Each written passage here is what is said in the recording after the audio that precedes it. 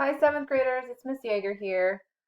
Um, we are going to pick up where we left off in lesson 1.2 of chapter 1, investigating a biodome. So earlier this week, you looked into kind of understanding what a biodome is. You watched a video, and you also read through and listened to an article about a biodome. And as you did that, you answered a bunch of questions on Edpuzzle. And we're going to do something similar to that today, specifically taking a little bit more time reviewing 4 documents about the people who are living and working inside a biodome and kind of what makes a biodome effective. So you can see over here on our objective, we have students will review 4 documents to help them understand how a biodome works and what roles people have who live and work inside the biodome. So that's our objective.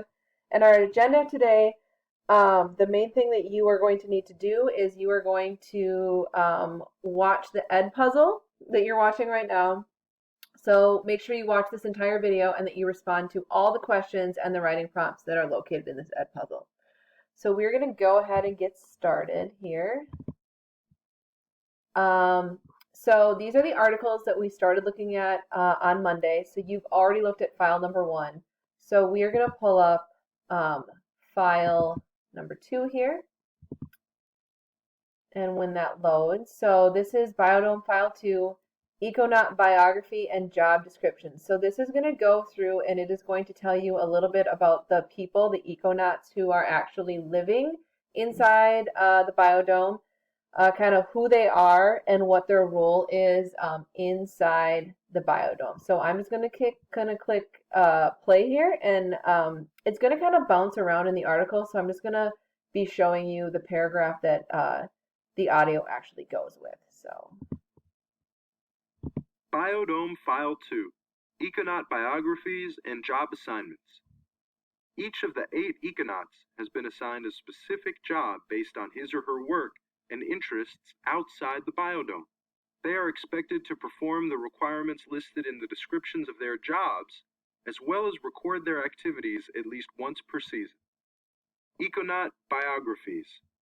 Harrison Grant is a 26-year-old water technician from Phoenix, Arizona, who has taken responsibility for the Econauts water system.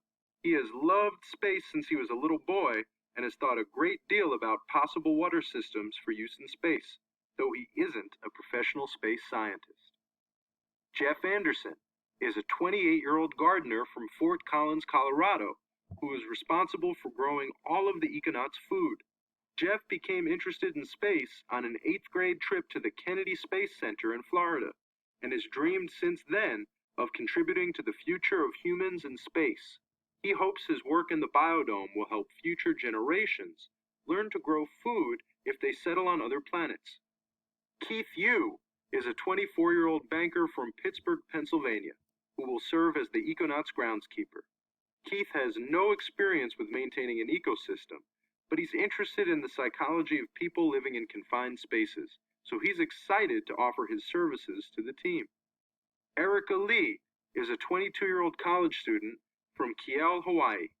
She is working toward a career in advertising. Erica grew up hunting wild pigs with her family and getting oysters and crabs from the ocean. She learned about the biodome while taking astronomy classes in college, and she can't wait to bring her hunting and foraging skills into the dome. Gabriel Gutierrez is the Econauts chef. He is 35 years old and comes from Oklahoma City, where he specializes in farm-to-table cooking.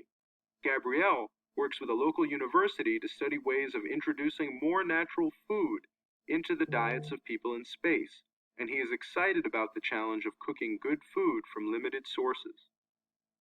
Sarah Willard is a 29-year-old goat farmer from Wenatchee, Washington, and she'll be caring for the Econauts herd of 20 goats. Sarah has been an amateur astronomer since she was a teenager, and she never expected that her goat farming skills would help people learn how to live in space. She's looking forward to keeping the biodome goats happy and healthy. Anna Lopez is a 52-year-old doctor from Greenville, South Carolina, who will provide medical care in the biodome. Anna is fascinated by the idea of living in space and has studied the medical needs of people living in enclosed spaces, so she is prepared to take great care of the Econauts during their project. Celeste Parker is a 38-year-old computer network administrator from Minneapolis, Minnesota. She has dreamed of living in space since she was a girl and hopes to buy a ticket for one of the first commercial flights in space. She will run all of the technology required for the Econauts Biodome. Econaut job assignments. Gardener, Jeff Anderson. Pick fruits and vegetables and deliver them to the chef. Make sure all plants are receiving enough water. Plant new fruits and vegetables as necessary. Groundskeeper, Keith Yu. Maintain biodome buildings and grounds. Rake up dead leaves. Place them in sealed garbage bags and bury them at least 6 feet underground.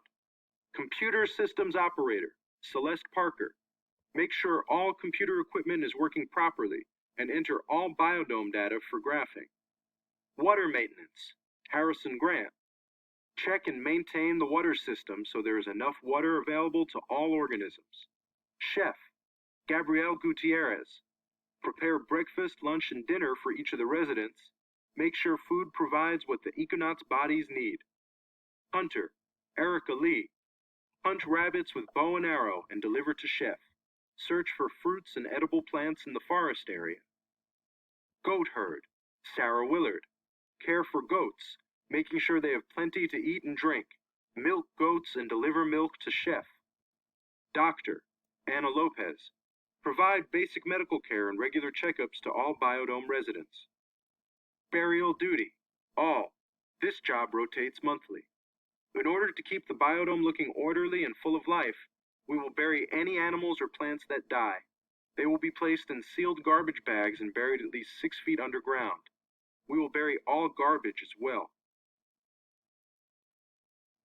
So we can see that there's a question here that says, why did they decide to bury the garbage and dead matter? A lot of decomposer bacteria can't survive below 6 feet because they need oxygen. So if you're burying dead matter 6 feet underground, the bacteria that decomposes them can't survive down there because they don't have the oxygen that they need. So we can see that there is a caption here that says the Econauts will take turns burying all dead matter droppings and garbage deep underground. I also want to scroll back up so you guys can see a photo of all of our Econauts.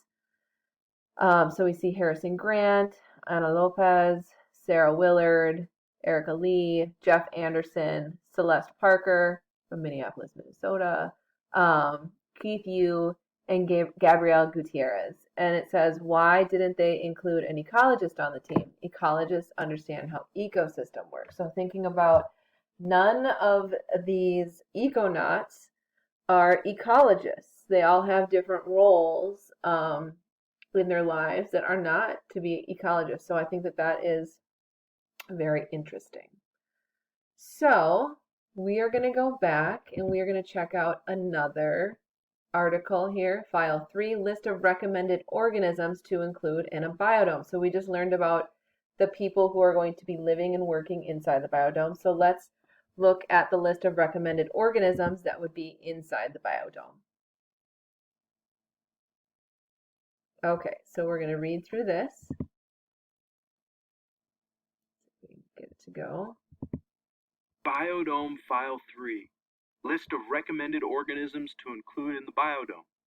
Producers: bananas, papayas, sweet potatoes, beets, cowpea beans, rice, wheat, morning glories, phytoplankton, rubber trees, mosses, ferns, alodia. Primary consumers: pygmy goats, billy goats, chickens, cockroaches, ants, bees, hummingbirds, moths, zooplankton, butterflies, termites, turtles, brine shrimp. Secondary consumers: boars, tilapia, snakes, oysters, crabs, reptiles. Decomposers: soil bacteria, soil fungus. I wonder why they decided not to include worms. Bacteria need worms to break dead matter into smaller pieces so bacteria can feed on it. It's a good thing that they include producers for both land and water ecosystems. So I think it's interesting to look at this list and see how they had made, like for decomposers, they included worms, pill bugs, and beetles, but for some reason they crossed them off and just went with the soil bacteria and fungus. We can see in our secondary consumers, they crossed off spiders and scorpions. The primary consumers, they eliminated bats. For producers, they decided not to include peanuts. So I'm wondering if later on in this chapter or in this unit that we're going to have better understanding of what decisions were behind eliminating some of these items on the list. So again, this is kind of another interesting document to look at. Let's look at file 4, Biodome Water System Diagram. All right.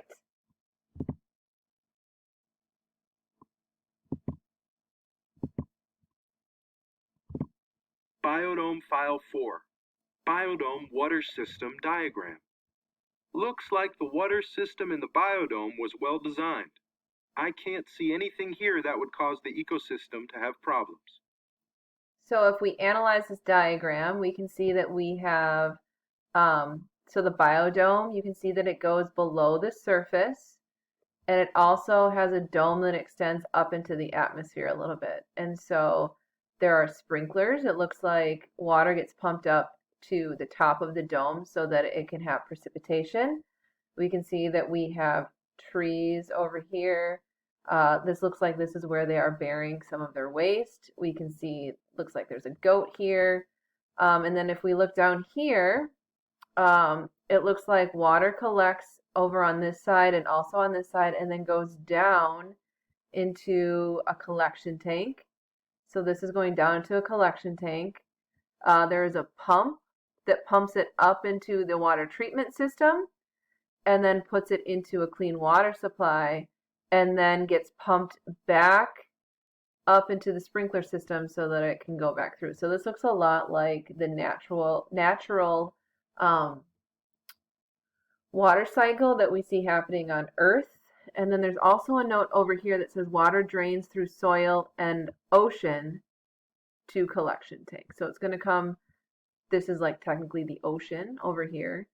And then it also can go through the soil and get down into this level, but it all ends up into that collection tank and then goes through that treatment process. So that's very interesting as well. And then our final document that we're going to look at is the goat herds journal. So let's see what's going on with the goats. Oh, they're kind of cute. All right. Biodome File 5, Goat Herds Journal. Year 1, Winter. Today was the first day of my dream job. My first day herding goats in the Econauts Biodome. I'm so glad I got to join the team on this great adventure. I'm taking care of a herd of 20 adult goats between the ages of 3 and 8 years. Most goats don't live longer than 10 years, so I might lose a few before we leave the biodome. Still, I'm looking forward to what this experience holds for all of us. Spring. To keep our biodome environment neat and clean, the team is taking turns burying all dead animals and plant matter. Guess whose turn it is this month? Mine. I've been raking up all the dead leaves and plants I can find, putting them into garbage bags, and tying the bags tightly before I bury them deep in the ground. At least there haven't been any dead animals this month. This is not my favorite job here in the biodome, but I guess we all have to help out. Summer. Summer in the biodome is beautiful. The sun is shining, the birds are singing, and the goats are enjoying all the lush green grass they can eat. Everybody seems happy and healthy. Fall. It's goat breeding season here in the biodome. Fingers crossed that we'll have baby goats, we goat herds call them kids, in the spring. The vet came today for the goats' annual checkups and said they're healthy. Year 2, Winter.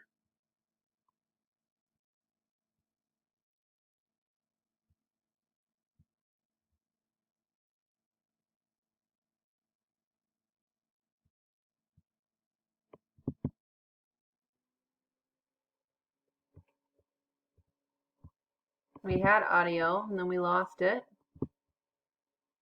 If it doesn't pick back up, I'll just read through And it. the goats are enjoying all the lush green grass they can eat. Everybody seems happy and healthy. So we're back on that first Fall. page. Fall. It's goat breeding season here in the biodome. Fingers crossed that we'll have baby goats, we goat herds call them kids, in the spring. The vet came today for the goats' annual checkups and said they're healthy. Year 2, winter. The winter days are short. All right, so it's not going to follow over, so I'll read through it. Winter. The winter days are short and cold, and the winter nights are long and cold. There isn't much food available at this time of year, so I feed the goats hay from the alfalfa we grew last summer. At least they have thick winter coats to keep them warm. 4 of our female goats are pregnant, and they should have their kids when spring comes. Until then, we have to just bundle up and try not to freeze. Spring. Our kids were born last week. They sure are cute. The kids are eating well and growing quickly. It's such a wonder to watch these new little goats every day. My job is the best. Summer. It's my turn to bury our dead matter again. Burying our dead matter is never my favorite job, but it's especially tough this month because one of my older goats died last week. I sealed the body in a plastic bag and buried it along with all the dead leaves and plants, droppings, and trash. At least we have kids to help keep our goat population up. Otherwise, everybody in the biodome seems to be doing well. Fall. It's breeding season again. The vets visited for the goats' yearly checkup and said they're in good health.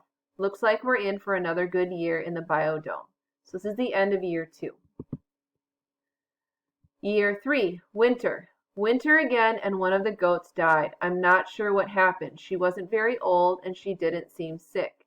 I'm sad to have lost one of the herd. Otherwise, we're all doing pretty well and are trying to stay warm until spring. Spring. I love spring. The warm weather is much more comfortable and it's good for the goats to have some fresh grass to eat. 2 of my goats had kids this year. They're so cute and I'm glad we have kids since we lost a couple of older goats in the last year. It's my turn to bury dead matter again. It's a dirty job, but I think I'm getting used to it. Here's a caption here on this photo. It says the goats love the alfalfa we harvested last summer. Summer. I can't figure out why, but it seems like we've harvested less alfalfa this summer than we did in the past.